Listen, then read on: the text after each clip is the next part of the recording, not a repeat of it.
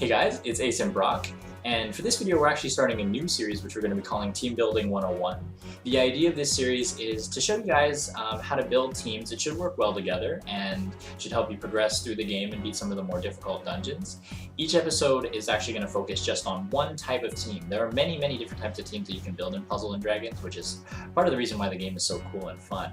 But we're just going to focus on one for each episode. And we're also going to use the monsters that we have to show you guys how to build those types of teams and just kind of show you how they would look. Why don't we just go ahead and get into this episode.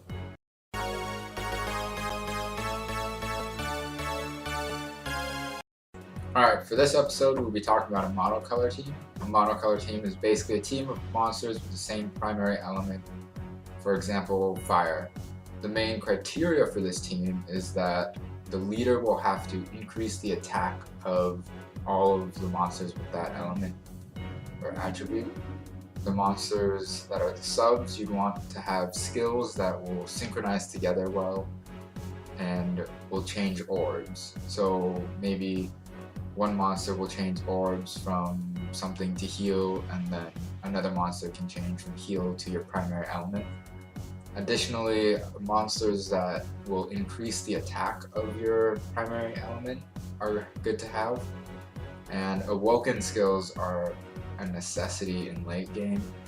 So you want some row enhances and 2 prongs for those primary elements.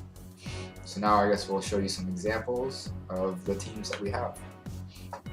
Alright, well thank you Brock, and what we're going to be showing you here is, first off we're going to show you a more beginner style monocolor team, so hopefully something that you can make fairly early on in the game to help you just kind of get further and beat more of the dungeons.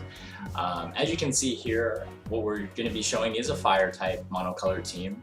All of the monsters here are fire, and our leader is actually just the evolved version of the starter monster, and it's called Tyrannos once it's evolved to its 3rd stage. And as you can see, the leader skill is a 1.5 times attack for fire attribute monsters. So it's increasing the damage of all your fire monsters, and its skill is actually to increase the fire damage for a little bit for 2 turns, and also to do a 20 times fire attack on the enemy monsters. Then we have a couple of Gigases here. It's a pretty easy monster to get in the Tower of Giants. You'll get the lower version and you can pretty easily evolve it into Gigas. Very easy to skill up as well. The Fire Goblins actually skill this up, and the skill is an extremely useful one for a monocolor team, which is to change heal orbs to fire orbs.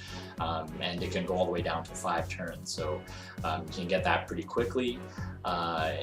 And he has quite a bit of health, so definitely another good thing to have on your team.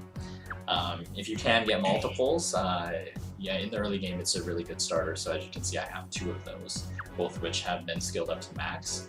And then we have the red strawberry fruit dragon. So another fire type monster here. It actually changes wood orbs to heal orbs. So as Brock had mentioned earlier, we're changing the wood orbs to heal orbs, and Gigas changes the heal orbs to fire orbs. So now we have a ton of fire orbs there that we can use to do a lot of damage, and it'll also heal you 3,000 health, which is a pretty significant amount. A lot of good awoken skills here, a couple of row enhances. It's obviously going to take a ton of Tamandras to get you there, but this monster will occasionally come in some of the events, and you can actually just usually there's not a specific one that they're giving you, but it'll be a fruit dungeon, and one of the 5 different fruit dragons will show up. So if you really want the fire one, for example, you just keep entering the dungeon and quitting it until you see the one that you want. I've done that a few times. So kind of a pain and a bit of a waste of stamina there if you're not lucky, but a little trick and tip for you guys in trying to get the one you want.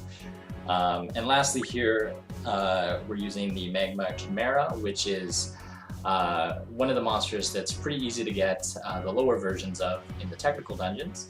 Again, we're just using it for its skill, which is to increase fire attack for 2 turns. So again, similar to Tyrannos, I think it's the same skill actually, but it's going to be good to help you beat, say, the boss type monsters there at the end, just activating that skill and making it so you do more damage there at the end of the dungeon. And the good thing about this is you can, if say you don't have that strawberry fruit dragon, you can replace it with a different fire type monster. Just look for potentially something that changes orbs maybe, or another good fire type monster. Even a third Gigas there wouldn't be half bad. So Lots of health. we'll go ahead and move over to a more advanced fire type team for those of you who are a little bit farther along in the game and are looking to build a strong monocolor team. Again, we're using fire here. First off, we have Shiva. Two reasons, or actually multiple reasons to use Shiva, really. It's got 2 row enhances as its awoken skills, leader skill, 3 times attack for fire attributes, and that's regardless of health, and so you're always going to have 3 times attack, and if you have a Shiva friend, you'll have 9 times attack at all times, and a really good skill as well to be able to enhance all the fire orb power and reduce your enemy's defense to 0. So super good to use right at the very end of the dungeon. We have the red Valkyrie here, ulted all the way. Not awoken yet, but you can see there are some good awoken skills on the side. Same skill as Gigas actually to change heal orbs to fire orbs, but just better awoken skills and better stats all around. So definitely a good monster to have. You can replace that with a Gigas if you had that and don't have red Valkyrie. So pretty much the same thing would apply there. We have Yamato Takeru, which changes wood orbs to fire orbs and dark orbs to heal orbs. So we have all the wood orbs now being fire orbs, and now all the dark orbs are heal orbs, so we can change those heal orbs with Valkyrie to fire orbs, so we now have a ton of fire orbs on the screen. And again, another row enhance, time extender, you can see at the end a couple of skill ups, so all around good awoken skills to have. Also a potentially good leader, but it'll give you ×4 attack if you get enough fire orbs, but if you don't, then you'll actually not get any benefit there. So Shiva's more universal. This is why I like to use Shiva as my leader.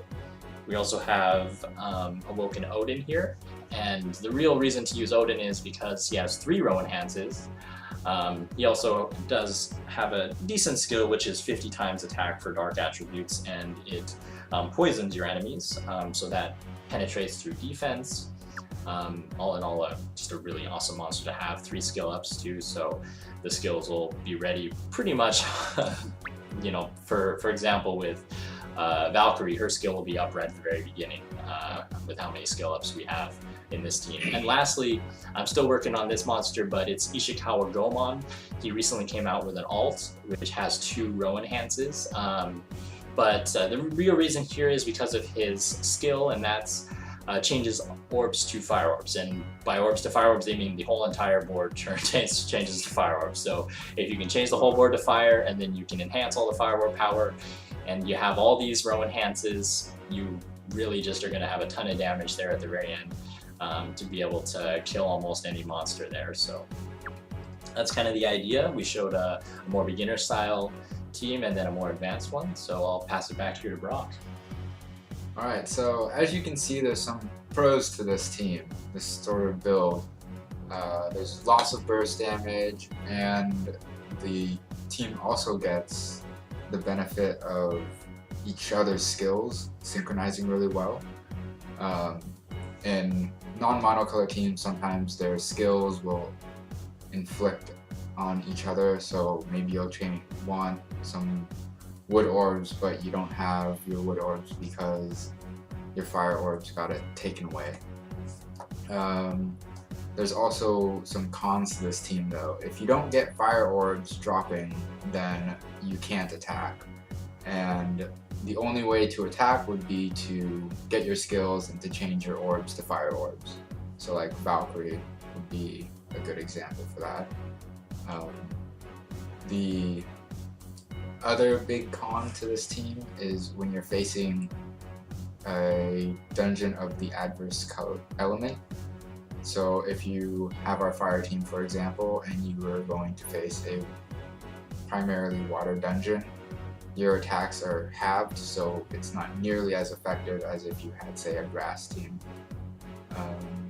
But yeah, overall, these teams will get you pretty far throughout the game, and they do lots of burst damage, so you can kill pretty much any monster right off the bat. Yeah, not too difficult to make either, to be honest, especially as you saw with that beginner one. That was a pretty simple team to format there early on in the game. So yeah, kind of all in all there, I hope you guys enjoyed that and learned a little bit about monocolor teams. We'd love it if you let us know what your thoughts are about monocolor teams and maybe what monocolor teams you guys have built.